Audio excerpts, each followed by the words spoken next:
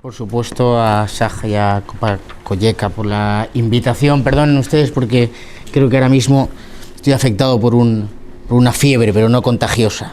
Así que quizá mis facultades físicas no están al 100%. El objeto de la charla es el análisis de las innovaciones técnicas para la prevención de los ataques del lobo. He estado escuchando todas las intervenciones previas y a mí me gustaría poner de manifiesto en una cuestión, y es que no estamos aquí hablando de ninguna cuestión técnica. Podemos estar horas y horas hablando de cuestiones técnicas en materia de prevención, de lucha, de saneamiento, de compensación de daños, de indemnizaciones, pero todo lo que podamos discutir aquí se acaba en una mesa de políticos. Es una cuestión política, por desgracia, y política además en un sentido amplio, ni siquiera partidista. Yo, y les animo a hacerlo, no ahora, pueden hacerlo cuando quieran, he puesto en el buscador Google el negocio animalista del lobo en España, en el buscador Google, y toda la información que me ha salido ha sido noticias de prensa de periódicos españoles de izquierda, televisiones y radios, diciendo con noticias de que los ganaderos engañan a la administración, los ganaderos simulan los daños, los ganaderos son perseguidos. ¿Quién controla este buscador? ¿Quién señala los algoritmos? Es un tema mucho más grave. El animalismo es un gran negocio. Hemos visto en España esos programas live que suponen inversiones de ingentes cantidades de dinero que se dan a organizaciones animalistas, pero sin embargo que no rinden no hay una rendición de cuentas de la eficacia de sus acciones. Y esto va en la línea de una cuestión que ya se ha comentado, que es la ausencia en España de censos adecuados de la evolución del lobo, que es el elemento fundamental. Y lo engancho con la última de las intervenciones que me ha encantado, que es la cuestión relativa a en qué momento vamos a considerar que el lobo, el oso o el lince ibérico ya están en una situación de estado favorable. ¿Cuál es? Nos lo dicen las organizaciones animalistas, nos lo va a decir la Comisión Europea, la ONU, deben ser los Estados miembros. En un país descentralizado como España han de ser las propias comunidades autónomas, pero entonces los criterios en cada comunidad autónoma o región de España van a ser distintos. Yo creo que esto es muy importante para tener una cosa que es fundamental, que es seguridad jurídica. Dicho esto, por supuesto que el sector ganadero en España está en un riesgo grave. Yo creo que hay que decirlo fundamental. El lobo forma parte de nuestra cultura. El lobo es una especie que nadie quiere que sea eliminada. Todos queremos proteger al lobo. Yo tengo hijos pequeños, algunos de ustedes también. No podríamos explicar Caperucita y el lobo o Pedro y el lobo. Forma parte de nuestra cultura. Es algo que queremos mantener. Pero eso no puede ser en detrimento de un determinado colectivo que ya está criminalizado por otros motivos. El sector ganadero, como ustedes saben, está criminalizado por razones o justificaciones en el llamado cambio climático. Y eso se une, ese ataque al sector ganadero, muy especialmente en España, donde, como ha explicado la representante de Asaja en Asturias, se trata de una actividad que roza ya casi lo tradicional y lo heroico, ese ganado en extensivo, en pastos, en determinados lugares que son los que están sufriendo el ataque masivo del lobo. En cuanto a las medidas de prevención, mi opinión o mi consideración es que todas las que se empleen son buenas. Pero ahora mismo, de entre el listado que dispone el sector, ninguna es eficaz. Son extraordinariamente caras y además pueden crear en el público la sensación de que con acciones de prevención ya estamos liberados de realizar ninguna otra acción.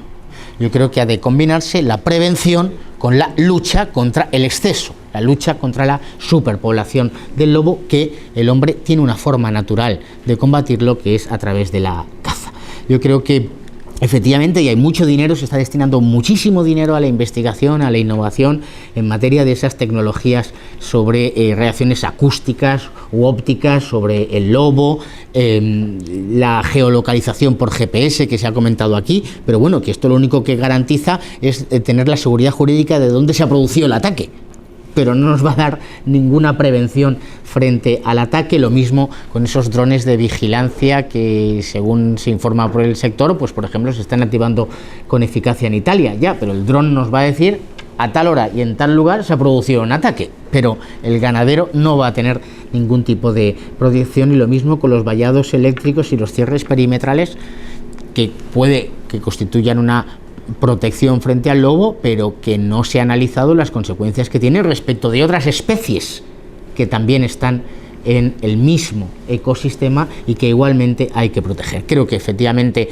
y con esto concluyo para que todos tengamos espacio, la caza es la medida adecuada, la medida que el ser humano ha utilizado habitualmente en ausencia de depredadores naturales frente al lobo, y lo que tenemos que ser es ser capaces de establecer mecanismos para que esa caza no sea en ningún caso descontrolada. Yo creo que en España ya en el año 1970 con la ley de caza se estableció un marco que era bastante correcto, se han realizado muchísimas acciones, vemos claramente la superpoblación de lobos y los riesgos que se producen en amplias zonas del territorio español, y no solo esa caza, leo en los documentos, dice la caza regulada, no, es que la caza ya está regulada, la caza ya es una actividad regulada, en realidad es una actividad hiperregulada. Para los que no son españoles han de saber que en España, es un país relativamente grande, pero no es China ni Estados Unidos, tenemos 17 regímenes de caza, porque hay 17 comunidades autónomas que establecen 17 normas distintas y que, por tanto, complican muchísimo la actividad. Pero en el ámbito del lobo no sería nada difícil establecer una caza por zonas controladas, donde se reconozca y se acredite la superpoblación del lobo, así como, por supuesto, una actividad que yo creo que es muy interesante, pero evidentemente nos lleva a un debate político / económico, porque van a decir que entonces el lobo es un negocio para los cazadores, que es el que se regulen permisos especiales de caza del lobo con una cuantía suficientemente alta, y que el total de esas cantidades fuera destinada, por ejemplo, a engrosar las cantidades de las indemnizaciones que han de sufrir los ganaderos en el caso de ataques. Yo creo que, por ejemplo, podría ser una medida. No tengo ninguna duda que multimillonarios de todo el mundo desearán acudir a picos de Europa, a unas zonas extraordinariamente bellas del norte de España, por ejemplo, hacerse con una pieza de lobo, produciendo un efecto extraordinariamente beneficioso. Y solo una última reflexión, aunque no es propiamente de este asunto, no es de este panel, pero llama poderosamente la atención. Yo soy político, por tanto tengo que hacer política, que en España el Partido Socialista haya sido el principal causante de la persecución de los ganaderos, pero por el contrario el Partido Popular, que ahora se coloca en la defensa del sector, sin embargo no haya realizado ninguna actuación durante años para proteger de verdad, para bloquear los ataques al sector. Las indemnizaciones que reciben los ganaderos son directamente contrarias a derecho.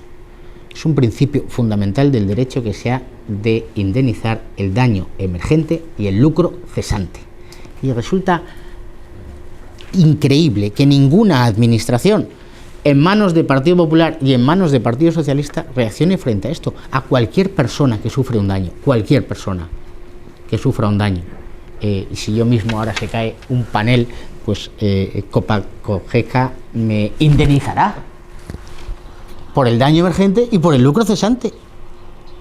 Pero es así, y no habrá ningún juez que diga lo contrario. Ese es un triunfo de Europa, y sin embargo Europa cae cuando la ideología se impone. Por eso, con esto concluyo, que sepamos que es un tema ideológico y que por tanto tenemos que hacer un grandísimo esfuerzo en la comunicación para que dentro de X tiempo, cuando pongamos en el buscador Google el negocio animalista del lobo, en vez de ataques a los ganaderos, nos salga el listado de las cantidades que reciben todas las organizaciones animalistas de fondos procedentes de la Comisión Europea que no reciben nuestros ganaderos. Muchas gracias.